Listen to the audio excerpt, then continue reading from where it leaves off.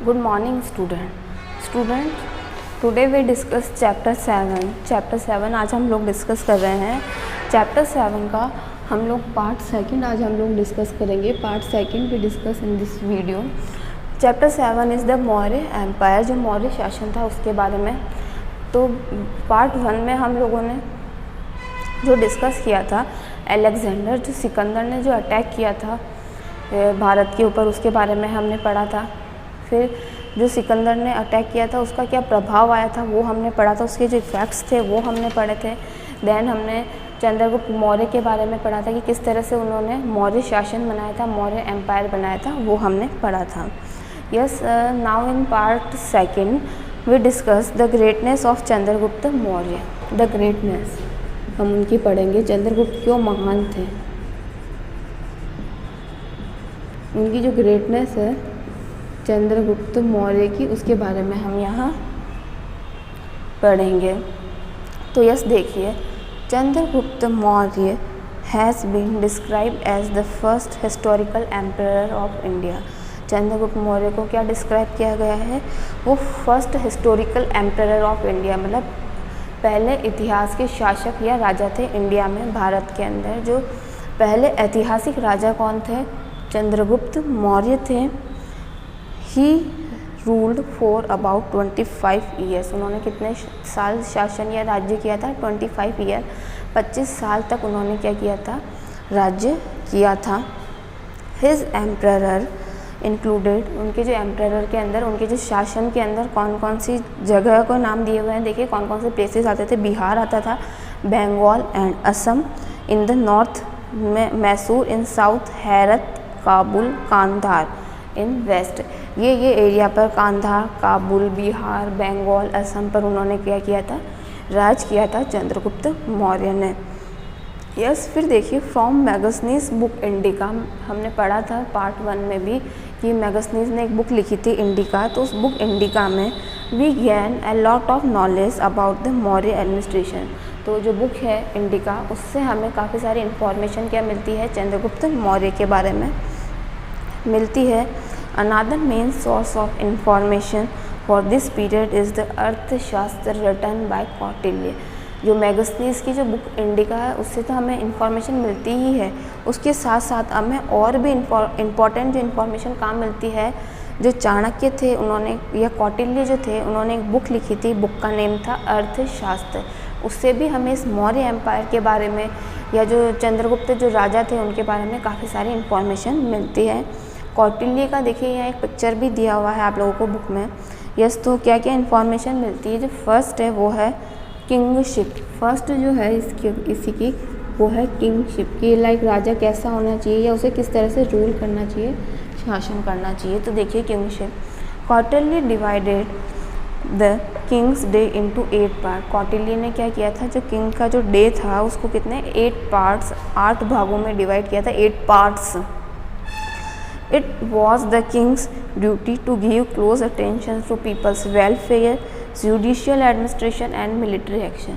जो कौटिल्य थे उनका मानना था कि जो किंग है, जो राजा है, उसकी जो क्लोज अटेंशन, मतलब सबसे ज़्यादा अटेंशन, सबसे ज़्यादा ध्यान उसे कहाँ देना चाहिए, पीपल के वेलफेयर पे, लोगों की भलाई के लिए काम करना चाहिए। जो जनता है, जो सिटीजन्स है, जो उस राज्य के अंदर रह रहे हैं, उनके साथ क्या करना चाहिए, उनके वेलफेयर के लिए वर्क करना चाहिए। फिर जुडिशियल एडमिनिस्ट्रेशन, मतलब उनके साथ न्याय, कि किसी के साथ अनफेयर नहीं होना चाहिए, सभी के साथ फेयर रहना चाहिए।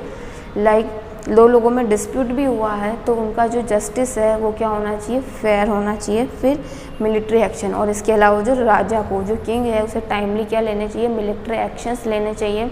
अगर कोई उसके किंगडम पर, उसके राज्य पर क्या करता है, अटैक करता है, तो उससे क्या करना चाहिए, एक्शन लेना चाहिए। जो उसकी जो मिलिट्री फोर्स है वो क्या होनी चाहिए, पावरफुल होनी चाहिए। ये आपको यहाँ मौर्य एम्पायर के बारे का जो मैप दिया हुआ है, इंडिया मैप, उसमें मौर्य एम्पायर दिखाया गया है। जो लाइट ग्रीन कलर वाला पार्ट है वो अंडर चंद्रगुप्त था, और जो डार्क ग्रीन है वो वॉन बाय द चंद्रगुप्त, वो बाद में चंद्रगुप्त ने जीता था। और जो रेड कलर के जो पॉइंट है वो सिटीज़, इम्पॉर्टेंट शहर है।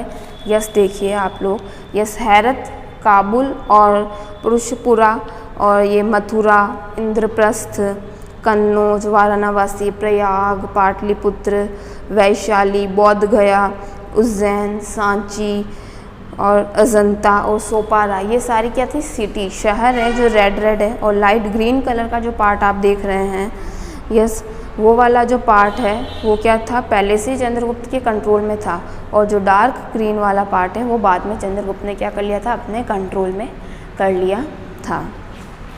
यस, फिर अब देखिए उसने एक तो बताइए किंगशिप के बारे में, ये जो ड्यूटीज़ है राजा की। अब हम टैक्सेस, सेकंड जो पॉइंट उसने बताया है वो किसके बारे में बताया है, टैक्सेस, कि जो राजा जो टैक्स लेते हैं, टैक्स को हिंदी में बोलते हैं कर, कि किस तरह से राजा को कर लेना चाहिए, टैक्स लगाना चाहिए। तो देखिए Kautilya said the tax must be reasonable, जो टैक्स है वो क्या होना चाहिए, रीजनेबल। ऐसा नहीं कि जो प्रोडक्शन है वो तो बहुत ही कम हो रहा है, लाइक पास्ट टाइम में जो खेती कर रहे उसी के ऊपर टैक्स लगता था, जो एग्रीकल्चर होती थी।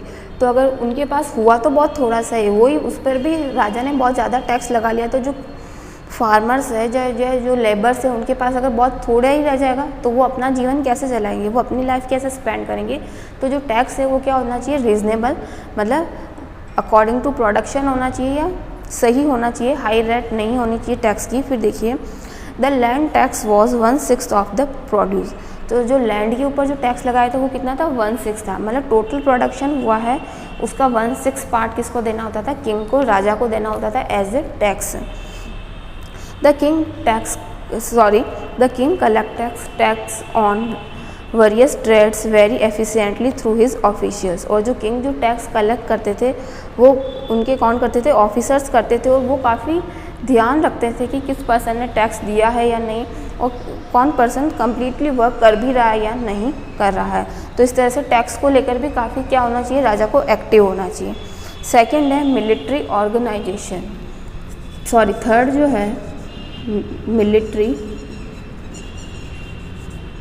ऑर्गेनाइजेशन। यस, देखिए military organisation, there was a last standing army, it consisted 6 lakh infantry. मतलब यहाँ जो आर्मी के बारे में बताया था कि उस समय जो उनके पास कितनी आर्मी थी, कितनी फोर्स थी। तो देखिए जो इन्फेंट्री मतलब थल सेना, मतलब पैदल चल के जो लड़ने वाली जो सेना थी वो कितनी थी, 6 लाख थी। 30,000 क्लेवरी, मतलब घोड़े पर सवार हो, क्लेवरी मतलब घुड़सवार जिसको बोलते हैं, घोड़े पर सवार होकर जो लड़ने वाली सेना थी वो 30,000 थी। और 9,000 क्या थे, वॉर एलिफेंट्स थे। और युद्ध में लड़ने के लिए जो हाथी थे वो कितने थे, 9,000 थे। तो the king had 2,000 war chariots and also small navy. इसके अलावा जो किंग थे उनके पास क्या थे, चैरेट्स मतलब रथ पर लड़ने वाले वो कितने थे, 2,000 थे। और इसके अलावा एक स्मॉल नेवी, मतलब पानी के अंदर भी अगर अटैक होता है, कोई वाटर वे के थ्रू भी क्या करता है, अटैक करता है, तो उसके लिए भी उनके नेवी फोर्स थी। फिर देखिए administration of the capital, Megasthenes remark that the city had an efficient local government, the city was administered by municipal body। अब जो एडमिनिस्ट्रेशन, जो कैपिटल है उसका जो एडमिनिस्ट्रेशन है वो प्रॉपरली होना चाहिए। मैगस्थनीज रिमार्क करते हैं दैट जो वहाँ की जो लोकल गवर्नमेंट है, लाइक इतना बड़ा किंगडम बहुत बड़ा हो गया, बहुत बड़ा किंगडम है, अब उसको क्या कर रहा है, स्मॉल पार्ट्स में लाइक डिवाइड कर रखा है। तो यहाँ जो पर्टिकुलर जो लोकल गवर्नमेंट है उसको बहुत ही अच्छे से इस पर्टिकुलर एरिया के लिए क्या करना चाहिए, वर्क करना चाहिए, एफिशिएंटली वर्क करना चाहिए। ऑब्वियसली किंग तो क्या देखेगा, इस पूरे को ही देखना है। उसने अब इन छोटे छोटे पार्ट्स में डिवाइड करके क्या कर दिया, एक लोकल गवर्नमेंट। तो लोकल गवर्नमेंट का काम है कि इसको बहुत ही इस अपने एरिया को बहुत ही एफिशिएंटली देखे, वहाँ के लोगों का ध्यान रखे, वहाँ की जो लोगों की प्रॉब्लम है उसे सॉर्ट आउट करें। फिर देखिए Megasthenes description leave no doubt the peace and prosperity prevailed throughout the kingdom. तो यहाँ ये बोल रहा है कि मैगस्थनीज ने जिस तरह से डिस्क्राइब किया उसमें कोई डाउट नहीं है कि जो किंगडम था, मौर्य एम्पायर था, और जो चंद्रगुप्त मौर्य थे बहुत ही अच्छे राजा थे, और अपने जो उन्होंने शासक, अपने जो किंगडम को उन्होंने बहुत ही अच्छे तरीके से चलाया था। यह सब हम पढ़ेंगे किंग बिंदुसार के बारे में। किसके बारे में पढ़ेंगे, किंग जो राजा थे बिंदुसार, इनके बारे में पढ़ेंगे।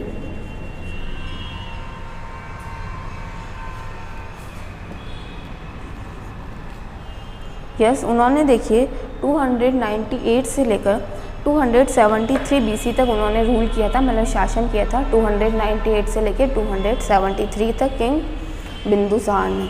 यस देखिए, Chandragupta Maurya had embrace the Jain religion. तो चंद्रगुप्त मौर्य ने कौन सा धर्म एम्ब्रेस किया था, अपनाया था? जैन रिलीजन, जैन धर्म उन्होंने अपनाया था। He gave his throne to his son Bindusara. उन्होंने जो अपना थ्रोन मतलब अपना सिंहासन, अपना शासन किसको दे दिया था? अपने जो बेटा था बिंदुसार को दे दिया था। चंद्रगुप्त मौर्य ने अब अपना शासन किसको दिया था? अपना राज्य बिंदुसार को दे दिया था। ही हिमसेल्फ सेटल एट श्रवण बेलगोला। और वो खुद कहाँ जाके सेटल हो गए थे या शिफ्ट हो गए थे? श्रवण बेलगोला एक जगह का नाम है वहाँ पर, अ प्लेस इन कर्नाटका। अभी वो जगह कहाँ पर है? कर्नाटका में है, श्रवण बेलगोला। लाइक अ जैन मुनि ही फास्टेड अनटू दैट। और जिस तरह से जैन मुनि को आप लोगों ने सुना होगा संथारा करते हैं, कि वो जब तक मर नहीं जाते तब तक वो लोग फास्ट करते हैं, कि ना तो कुछ खाना है ना पीना है, सिर्फ वो अपने भगवान का ही नाम लेते रहते हैं। तो जो चंद्रगुप्त मौर्य थे उन्होंने भी ये किया था, उन्होंने क्या ले लिया था? संथारा ले लिया था। और उन्होंने अपनी डेथ तक, अपनी मृत्यु तक उन्होंने क्या किया था? फास्ट किया था। फिर देखिए, the hills where he lived and died is still known as Chandragiri. और जो हिल्स, जिन पहाड़ियों पर वो रहे थे और जहाँ पर उनकी मृत्यु हुई थी, उन पहाड़ियों का क्या नाम है? चंद्रगिरी। उन पहाड़ियों को किस नाम से जाना जाता है? चंद्रगिरी के नाम से। King Bindusara also ruled about 25 year. उन्होंने भी जो किंग बिंदुसार थे उन्होंने भी कितने साल शासन किया था? 25 years. Very little is known about his reign. बहुत ही कम लोग उनके एरिया के बारे में या उनके बारे में जानते थे, बिंदुसार के बारे में। But he maintain law and order in his vast empire. But उन्होंने जो अपना एम्पायर इतना फैला हुआ था, उनका जो राज्य, उनका जो किंगडम इतना बड़ा था, वहाँ उन्होंने क्या रखा था? पीस, शांति मेंटेन करी थी और लॉ, कानून मेंटेन करके रखा था। मतलब लोगों को कोई प्रॉब्लम नहीं हुई थी। यह सब हम पढ़ेंगे अशोका के बारे में। किसके बारे में पढ़ेंगे? किंग अशोका के बारे में। जो राजा अशोका थे उनके बारे में हम डिस्कस करेंगे यहाँ पर। Ashoka was the son of Bindusara. Bindusara के जो बेटे थे वो कौन थे? Ashoka. He ruled from 273 BC to 232 BC। उन्होंने कहाँ तक शासन किया था? 273 से लेके 232 तक इसने राज्य किया था, अशोका ने राज किया था।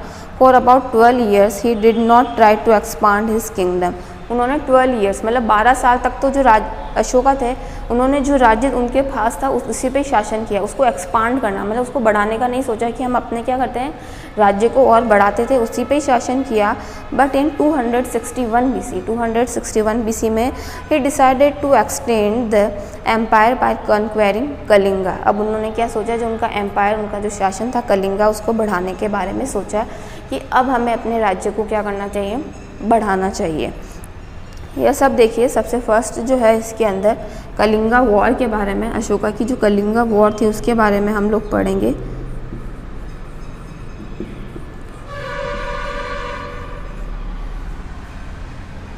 कलिंगा जो वॉर, जो कलिंगा युद्ध हुआ था उसके बारे में देखिए।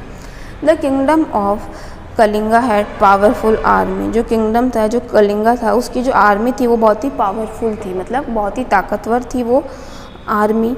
ऑल दो कलिंगास वर क्रश्ड। जब कलिंगा से क्या हुआ, क्रश्ड हुआ, लड़ाई हुई। Ashoka could never forgot the horror of the battle. तो अशोका उस हॉरर, मतलब उतना जो भयानक जो युद्ध हुआ उसका जो हॉरर कभी भूल, उस बैटल का जो भयानक या जो उसकी दहशत, उसका जो डर है वो क्या है, वो कभी भूल ही नहीं पा रहे थे। मतलब उस कलिंगा वॉर का उन्हें इतना डर उन्हें बैठा था या दहशत, वो भय उनके मन में आ गया था। Thousand of people on both the side had been king. हजारों लोग दोनों साइड से मारे गए थे, मतलब कलिंगा की तरफ से भी और अशोका की तरफ से, दोनों साइड से क्या हुए थे, काफ़ी लोग मारे गए थे, हजारों लोग मारे गए थे। This battle brought a complete change in Ashoka's life. और ये जो बैटल था, ये जो युद्ध था, ये अशोका की लाइफ में क्या लेके आया, एक कंप्लीट चेंज लेके आया, पूरी तरीके से क्या लेके आया, बदलाव लेके आया।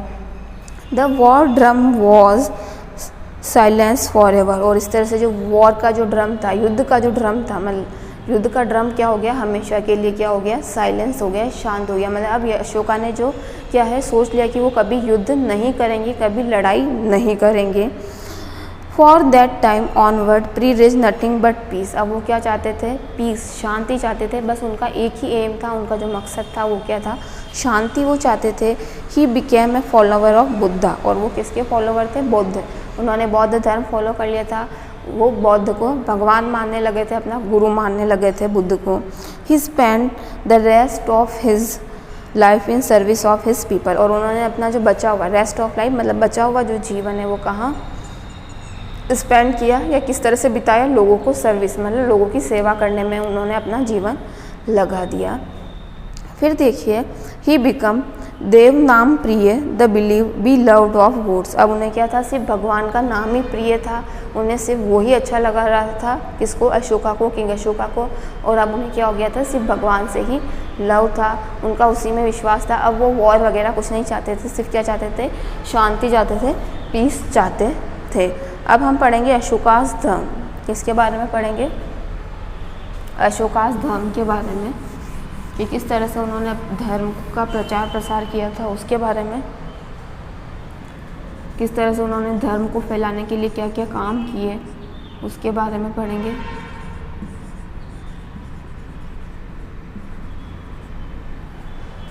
किस तरह से धर्म के लिए काम किया था। तो धर्म है उसको धर्म भी बोलते हैं। देखिए the Prakrit word dharma and the Sanskrit word dharma have been the same meaning. यहाँ ये बोल रहा है जो प्रकृति वर्ड है धर्म और जो संस्कृत का जो वर्ड धर्म है, दोनों का मीनिंग क्या है? सेम ही है। धर्म और धर्म का मतलब एक ही है।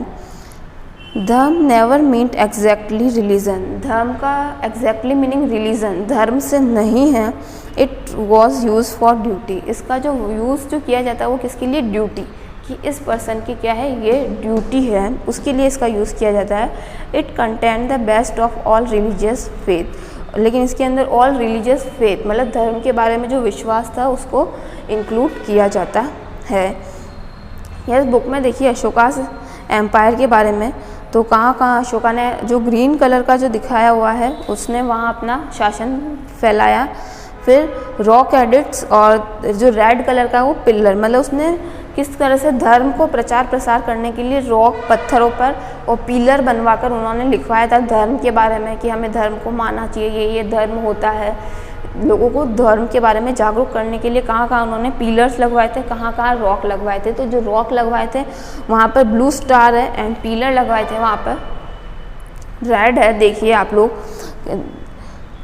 काशी, इंद्रप्रस्थ, मथुरा, चेन्नई भी आपको दिख रहा है, सांची दिख रहा होगा आपको, पाटलिपुत्र, राजगीर, इन काफ़ी सारी जगहों के नाम यहाँ दिए हुए हैं जहाँ उन्होंने रॉक और पिलर्स लगवाए थे।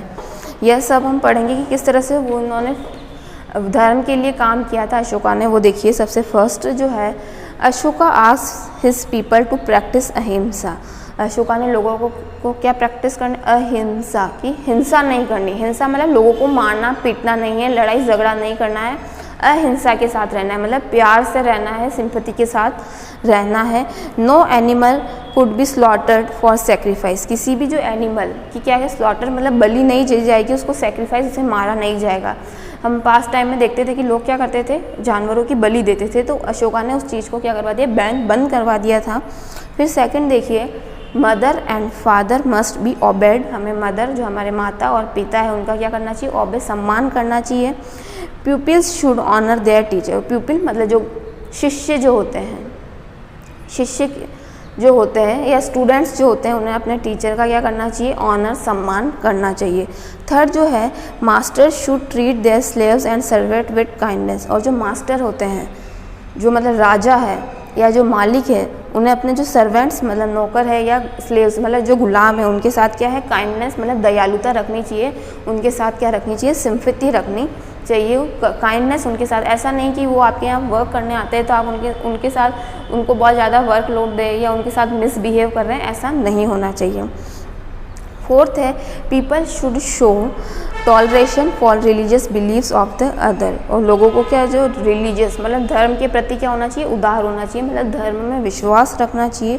They should remember that all religious have the same गोल, चाहे धर्म कैसा भी हो, ऐसा नहीं कि हम ऐसा माने कि जो हमारा धर्म है वो बड़ा है, दूसरों का जो धर्म है छोटा, नहीं। अशोका ने बोला कि सभी धर्म क्या है, समान है, सभी इक्वल है, हमें सभी धर्म का क्या करना चाहिए, सम्मान करना चाहिए, उसकी रेस्पेक्ट करनी चाहिए सभी रिलीजन की। क्यों? क्योंकि कोई सा भी रिलीजन हो उसका जो गोल है वो क्या होता है, एक ही होता है कि क्या है, भगवान, अहिंसा, हमें आपस में क्या है, दयालुता के साथ रहना है। फिर देखिए next point, people use to perform many ceremonies on the occasion of child birth और वेडिंग। इसके अलावा जो पीपल है, जो लोग हैं, उन्हें जो सेरेमनीज़ वगैरह, जो फंक्शंस वगैरह वो करते हैं, चाहे तो वो चाइल्ड बर्थ, बच्चे के जो जन्म के ऊपर, या वेडिंग, शादी वगैरह होती है तब। All these ceremonies are worthless. Ashoka का मानना था ये जो सारी सेरेमनीज, जो फंक्शंस ये लोग करते हैं, ये क्या है, वर्थलेस, इनका कोई मीनिंग नहीं है। दे शुड स्प्रेड धर्म इन ऑल डायरेक्शन, बस वो चाहते थे कि सभी जगह क्या हो, धर्म का प्रचार प्रसार हो। वो इन सब बातों में जो सोशल जो ये रिलीजन्स होता है उसमें उनका विश्वास नहीं था। That is the best ceremony and is best gift. उनका ऐसा मानना था कि जो धर्म को फैलाना, धर्म के बारे में लोगों को जागरूक करना, उसका प्रचार प्रसार करना ही बहुत बड़ी सेरेमनी है और यही बेस्ट गिफ्ट है। यस, अब मीन्स एडॉप्टेड टू स्पीयर धर्म। अब किस तरह से कि उन्होंने उस धर्म को फैलाने के लिए क्या क्या किया था अशोका ने, उसके बारे में हम लोग पढ़ेंगे। फर्स्ट जो पॉइंट है, Ashoka practised what he praised. Ashoka ने प्रैक्टिस करी कि उन्हें क्या उपदेश देने हैं, मतलब क्या उन्हें लोगों को किस तरह से धर्म के बारे में उन्हें लोगों को क्या करना है, जागरूक करना है, नॉलेज बढ़ाना है लोगों का धर्म के बारे में। He visited the Holi places like Lumbini, बौद्ध गया एंड सारनाथ। वो जो होली प्लेसेस मतलब जो धार्मिक स्थल, होली मतलब धार्मिक, वो जो धार्मिक स्थल थे लुम्बिनी, बौद्ध गया, सारनाथ गए। During these tours he gave gifts to Brahmin and Buddhist monks alike. और वहाँ उन जगहों पर जाकर, उन धार्मिक जगहों पर जाकर उन्होंने जो ब्राह्मण साधु थे या मॉन्क जो थे, मतलब बौद्ध धर्म के जो साधु थे या ब्राह्मण जो साधु थे, उन दोनों को क्या किए, गिफ्ट दिए। लाइक हम लोग भी जब तीर्थ वगैरह पे लोग जाते हैं, धार्मिक स्थलों पे जाते हैं तो लोग दान करते हैं ना, उसी तरह से उन्होंने भी क्या किए थे, जो मॉन्क्स थे या ब्राह्मण्स थे उनको दान दिया था। फिर सेकंड जो है देखिए, principle of dharma were engraved on rock and pillars. और जो धर्म के जो प्रिंसिपल्स थे वो उन्होंने इनग्रेव्ड मतलब खुदवाए थे, खोदना, पत्थर पर या मेटल पर जो लिखा जाता है उसे बोलते हैं इनग्रेव्ड करना, खुदाई करना, उस पर लिखना। तो उन्होंने रॉक, चट्टानों पर और पिलर्स बनवाकर धर्म के बारे में लिखवाया था। फिर थर्ड देखिए, Ashoka order officers to teach people about dharma. और अशोका ने जो ऑफिसर्स थे उनको ऑर्डर दिया कि लोगों को किसके बारे में बताना है, धर्म के बारे में बताना है, धर्म के बारे में पढ़ाना है। His officer construct wells and planted tree for comfort of travellers. जो उसके ऑफिसर्स थे उन्होंने क्या करवाया था, प्लांटेड ट्री, मतलब रोड साइड में क्या करवाए थे, प्लांट लगवाए थे ताकि वो बड़े होकर ट्री बने और लोगों को क्या दे, छाया दे। इसके अलावा उन्होंने वेल, कुएँ वगैरह भी बनवाए थे। लाइक पुराने टाइम में कोई वाटर फैसिलिटी के लिए कुआँ ही एक बेस्ट ऑप्शन था, तो उन्होंने जगह जगह क्या बनवाए थे, कुएँ बनवाए थे और पेड़ लगवाए थे ताकि लोग आने जाने, जो ट्रैवलिंग कर रहे हैं उन्हें कंफर्ट रहे, उन्हें कोई प्रॉब्लम फेस ना करनी पड़े। आज तो हम जाते हैं तो हमें हर जगह वाटर फैसिलिटी मिल जाती है, हमें होटल्स वगैरह मिल जाती है, लेकिन उस टाइम ये सारी चीज़ें नहीं होती थी, तो उसके लिए पेड़ लगवाए थे ताकि लोगों को छाया में बैठने को मिले। इसके अलावा dispensaries were open for man and animals. इसके अलावा डिस्पेंसरीज ओपन की गई, मतलब छोटे हॉस्पिटल्स जो होते हैं हमारा, उप चिकित्सालय जो होते हैं छोटे मोटे, लाइक आपको किस चोट वगैरह लग जाती है, इंजरी वगैरह, आप घायल हो जाते हैं, तो उसके लिए आप जब डिस्पेंसरी जाते हैं तो वो डिस्पेंसरीज भी अशोका ने ओपन करवाई थी, आदमियों के लिए, लोगों के लिए भी और एनिमल्स, जानवरों के लिए भी, ताकि उनका क्या हो सके, ट्रीटमेंट हो सके, इलाज हो सके। फोर्थ देखिए, a special class of officer were appointed to spread message of Bauddha. अब उन्होंने एक स्पेशल क्लास ऑफ ऑफिसर्स को अपॉइंट किया था बौद्ध धर्म फैलाने के लिए, उस धर्म के प्रचार प्रसार के लिए। दीज ऑफिसर वर कॉल्ड धर्म महात्मरास। और इन ऑफिसर्स को क्या बोलते थे, धर्म महात्मरास। फिर नेक्स्ट देखिए, missionaries were sent to Burma, जो अभी करंट में उसको म्यांमार बोलते हैं, Sri Lanka, Syria, Egypt and Macedonia. The Sri Lankan mission was headed by prince Mahendra. Sri Lanka में जो ये मिशन हुआ था धर्म फैलाने का, उसके जो हेड थे वो कौन थे? प्रिंस राजकुमार महेंद्र थे। It was due to Ashoka's effort that Buddhism spread far beyond India. और अशोका की एफर्ट्स की वजह से जो बौद्ध धर्म है वो इंडिया से बाहर भी फैलने लगा, चारों तरफ फैलने लगा। यस, तो हमने ये पढ़ा कि अशोका ने क्या क्या किया था धर्म को फैलाने के लिए। अब हम देखेंगे अशोकास एडिक्ट। किसके बारे में देखेंगे? अशोकास एडिक्ट्स के बारे में देखेंगे हम लोग।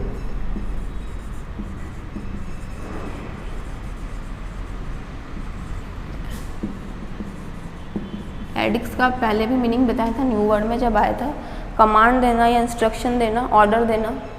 तो देखिए, Ashoka issued many orders which were engraved on rock pillar and cave wall. यहाँ ये बोल रहा है जो अशोका ने जो ऑर्डर दिए थे उनको कहाँ पे इनग्रेव्ड मतलब खुदाया या लिखा गया था, रॉक्स पर, पिलर्स पर और केव वॉल्स मतलब जो केव मतलब गुफाएं होती हैं उनकी दीवारों पर लिखा गया था जो अशोका ने ऑर्डर दिए थे या instructions. They all are written in various forms of Prakrit. और जो सभी लिखे गए थे वो एक प्रकृति लैंग्वेज में लिखे गए थे। The script use for the addict is Brahmi. और जो स्क्रिप्ट उन्होंने यूज़ करी थी वो कौन सी स्क्रिप्ट थी? ब्राह्मी स्क्रिप्ट थी। From which the Devanagari script evolve. इसके अलावा ब्राह्मी के साथ साथ देवनागरी भी उसमें इन्वॉल्व थी। यस, अब इसकी importance, the addict have great significance for us. जो एडिक्ट्स थे जो उन्होंने कमांड या इंस्ट्रक्शंस दिए थे उनकी काफ़ी इंपॉर्टेंस थी। फर्स्ट जो देखिए, the edicts tell us about Ashoka past life. जो ये एडिक्ट्स हैं ये अशोका की पास्ट लाइफ के बारे में बताते हैं। And his thought on religion and policies of his government. और उसके क्या विचार थे या उसकी जो गवर्नमेंट थी उसकी क्या पॉलिसीज़ थी। अशोका एक ऑब्वियसली एक राजा थे तो एक राजा की क्या पॉलिसीज़ थी उसके बारे में हमें इंफॉर्मेशन मिलती है। फिर देखिए, the edict tell us about the fundamental principles of dharma. और क्या सिद्धांत थे जो धर्म है, बौद्ध धर्म थे, उसके क्या क्या सिद्धांत थे, क्या क्या रूल और रेगुलेशंस थे, क्या हमें फॉलो करना चाहिए, क्या नहीं करना चाहिए, वो सारे प्रिंसिपल्स उन्होंने कहाँ लिखवाए थे? इनग्रेव्ड करवाए थे केव्स, वॉल पर, पिलर्स पर, रॉक्स पर। फिर देखिए, our whole information about the Kalinga war come from rock edict. और हमारे पास आज जो भी इंफॉर्मेशन है कलिंगा वॉर, कलिंगा की लड़ाई के बारे में, कि जो अशोका थे उन्होंने कलिंगा वॉर के बाद वो क्या चाहते थे? पीस, शांति चाहते थे, उन्होंने बौद्ध धर्म अपना लिया है। तो ये जो सारी इन्फॉर्मेशन हमें कहाँ से मिली है? रॉक एडिक्ट मतलब जो पत्थरों पर, जो चट्टानों पर लिखा हुआ है वहीं से ये सारी इन्फॉर्मेशन हमें मिली है किंग अशोका के बारे में। उस समय ऑब्वियसली पेपर पेन इतना यूज़ नहीं होता था, पेपर ये वगैरह नहीं चलते थे, तो लोग किस पे? बर्तनों पर या जो मेटल्स की जो प्लेट्स होती थी उन पर लिखवाते थे या चट्टानें होती थी उन पर खुदवाई करवाते थे। यस, फिर देखिए, the edicts give us an idea about extent of Ashoka empire. और ये एडिक्ट्स जो ये लिखा हुआ है पत्थरों पर, इन्हीं से हमें इंफॉर्मेशन मिलती है कि किस तरह से अशोका ने अपने राज्य को बढ़ाया था, उसका विस्तार किया था, उसका आगे से आगे वो उन्होंने दूसरे राज्यों को जीता था। They cover nearly the whole of India. मतलब जो अशोका ने पूरा इंडिया ही कवर कर लिया था, मतलब पूरे इंडिया पर ही क्या कर लिया था? कब्जा कर लिया था। फिर देखिए fifth, the edicts also tell us that Pali और Prakrit was the language of the people and these were written in Brahmi script. इसके अलावा ये जो एडिक्ट्स है ये हमें बताते हैं कि जो पाली और जो प्रकृति जो लैंग्वेज है वो उस जो किस में, कौन सी उसमें स्क्रिप्ट में लिखी गई है? ब्राह्मी स्क्रिप्ट में लिखी गई है। तो यस स्टूडेंट्स, यहाँ हमारा पार्ट सेकंड है वो कंप्लीट हो गया है। पार्ट सेकंड में हमने जो ग्रेटनेस ऑफ चंद्रगुप्त मौर्य है उनके बारे में पढ़ा था। फिर जो चंद्रगुप्त मौर्य के बारे में जो बुक है या उनके राज्य के बारे में जो बुक लिखी गई थी उसकी कौटिल्य ने और मेगस्थनीज ने जो लिखी थी वो पढ़ा था। फिर चंद्रगुप्त मौर्य के जो सन थे बिंदुसार, उसके बारे में पढ़ा। फिर बिंदुसार के जो सन थे अशोका, उनके बारे में पढ़ा। फिर अशोका की जो कलिंगा वॉर थी उसके बारे में हम लोगों ने डिस्कस किया और किस तरह से अशोका ने धर्म के लिए वर्क किया और क्यों उन्होंने ये बौद्ध धर्म अपनाया। ये सारी चीज़ें हमने पार्ट सेकंड में डिस्कस करी हैं। तो now we complete part second. Yes, in next video we discuss this chapter part 3। हम इस चैप्टर का पार्ट 3 डिस्कस करेंगे। उसमें जो ये मौर्य एम्पायर है उसी के बारे में हम लोग डिस्कस करेंगे। तो thank you, have a nice day.